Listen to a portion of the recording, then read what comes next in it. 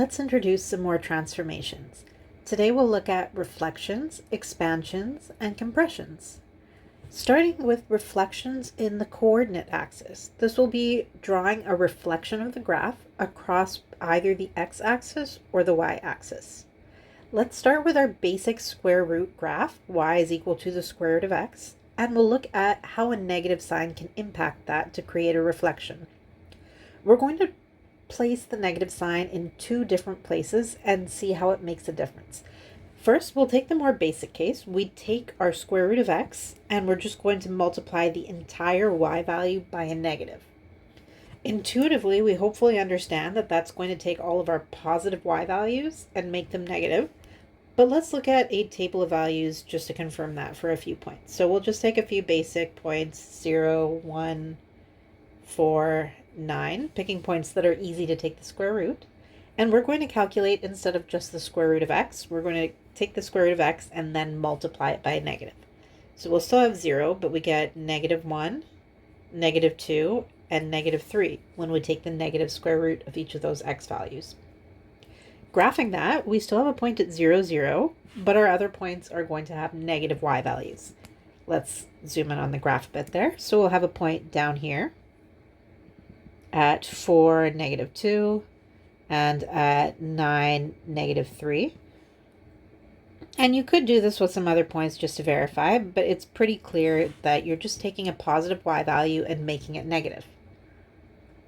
When we consider this negative sign and taking an entire function and multiplying it by a negative, this is a vertical reflection. Notice which axis we reflect it over. If you imagine folding up the graph and seeing where the reflected graph lines up with the original, we fold across the x-axis. So if we start with a graph, f of x, and we multiply f of x, our function, by a negative for the entire function, we call this a vertical reflection. Let's fill that in while we go. We call that a vertical reflection across the x-axis.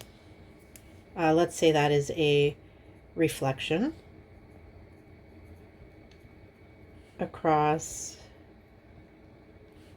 the x-axis.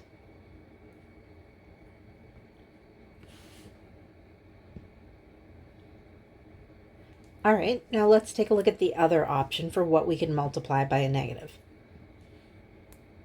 Our second case, instead of multiplying the entire function by a negative, so this is our starting function, this is our starting function, the square root of x.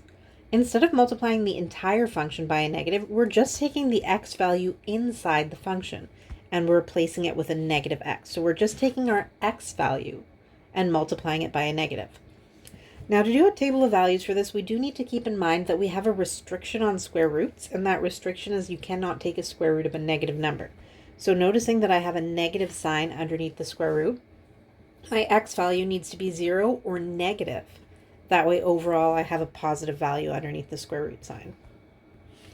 So let's pick some x values. We'll start with 0, but then we'll go -1, -4, -9. That way, when we multiply it by a negative, we'll end up with a positive number that we can take a square root of. So the square root of 1 is 1, the square root of 4 is 2, and the square root of 9 is 3. And notice what this does to our graph. So we still have a point at 0, 0, but this time it's our x values that are negative, and our y values are actually staying the same as what they were initially. So we have a point at -1, 1. We have a point at -4, 2. And at -9, 3. And we have a similar shape, but notice it's reflected across the other axis. So if we imagine folding the graph in half, this time we are reflecting across the y-axis. And this is a horizontal reflection across the y-axis. To generalize this, when we have a function and we multiply x by a negative, that gives us a horizontal reflection.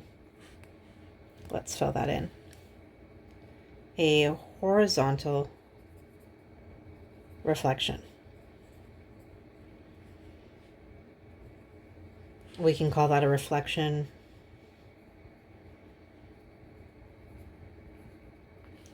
across the y-axis.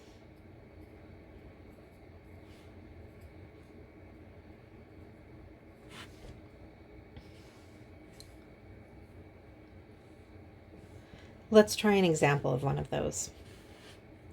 So for example 1, we are given the graph of f of x, and we would like to graph f of negative x. So we are clearly taking our x value and multiplying it by a negative. We would consider this a reflection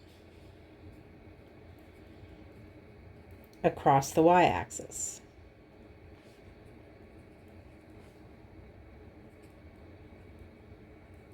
Also known as a horizontal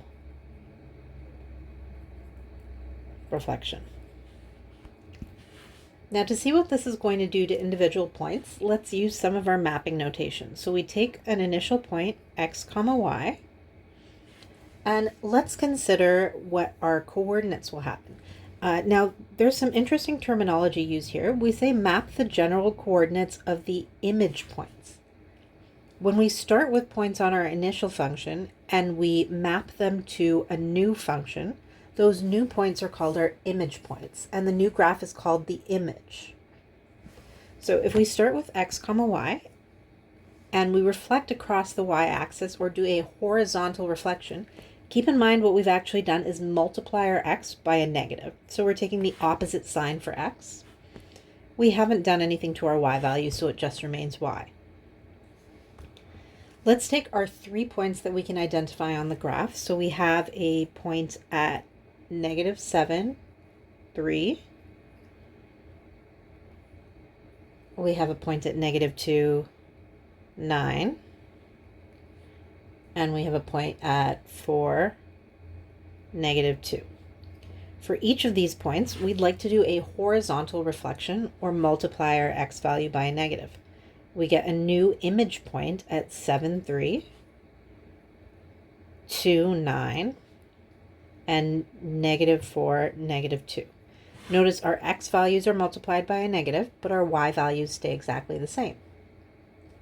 Now you can use these points and graph them directly to see where they go. You can also consider the distance between the y-axis and the point. So for example, if you had a point over here and it is 2 away from the y-axis, the image on the other side is also 2 away from the y-axis. So this point that we had, -2, 9, gets mapped to +2, 9. Let's do all 3 points. So instead of -7, 3, we'll have a point of +7, 3.